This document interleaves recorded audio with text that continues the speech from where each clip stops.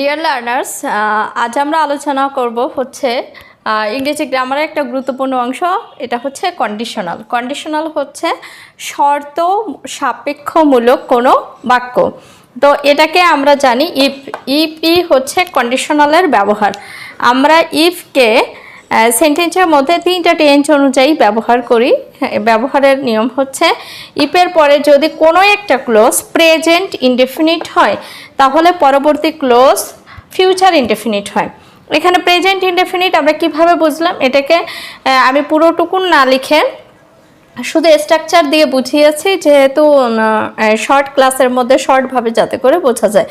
তো এখানে আমরা জানি প্রেজেন্ট ইনডেফিনিট টেন্সের স্ট্রাকচার হচ্ছে সাবজেক্ট প্লাস ভিওন।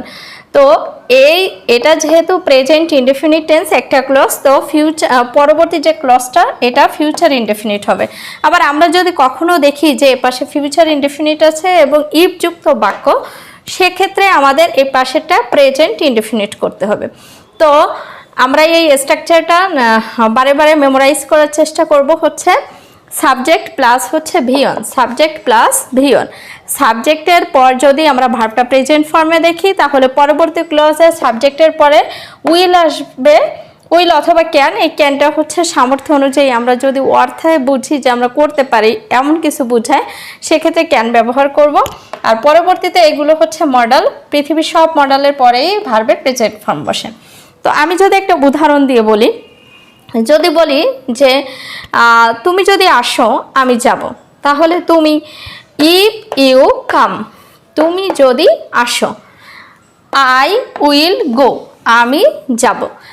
এবার যদি বলি ইফের পরে যদি সাবজেক্টটা ইফের পরে যদি পাস্ট ইনডেফিনিট হয়, দ্যাটস মিন হচ্ছে ইফের পরে সাবজেক্ট, সাবজেক্টের পরে ভার্বটা যদি পাস্ট ফর্ম হয়, সেক্ষেত্রে আমরা সাবজেক্ট ব্যবহার করব, সাবজেক্টের পরে উড অথবা কুড ব্যবহার করব।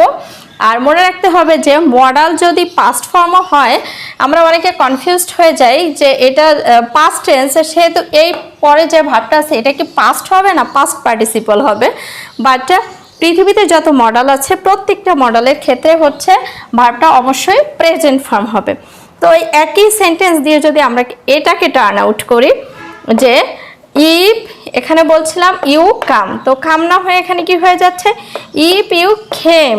তো এখানে শুধু এখানে কি ছিল কাম, আর এখানে চেঞ্জ হয়ে কি হয়ে গেল খেম।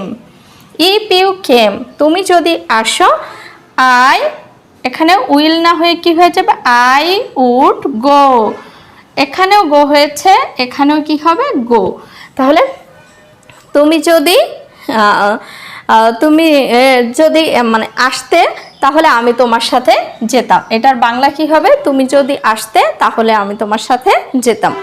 আবার এখানে ইপের পরে যদি subject plus had plus V3 হয়, দ্যাটস মিন হচ্ছে এটা ভার্বের পাস্ট পারফেক্ট টেন্স। যদি ভার্বের পাস্ট পারফেক্ট টেন্স অর্থাৎ সেন্টেন্সটা যদি এই পাশের পোর্শনটুকুন যদি পাস্ট পারফেক্ট টেন্স হয়, তাহলে পরবর্তীতে এই পাশে গিয়ে হচ্ছে সাবজেক্ট প্লাস উড হ্যাভ হবে।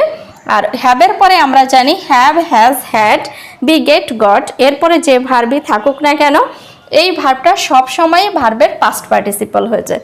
তো আমরা এরপরেও আবার একটু মেমোরাইজ করার চেষ্টা করি। ইফের পরে যদি প্রেজেন্ট ফর্ম হয় পরবর্তী ক্লজটা হবে ফিউচার ইনডেফিনিট।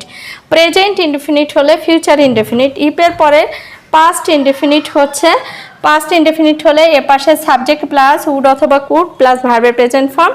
ইফের পরে পাস্ট পারফেক্ট হলে পারে এ পাশে subject plus would have plus could have plus হচ্ছে V3। এখন একই সাথে আমরা আবার 3টা সেন্টেন্স করেছি। এই 3টা সেন্টেন্স করার মাধ্যমে বিষয়টা আরেকটু পরিষ্কার হয়ে যাবে।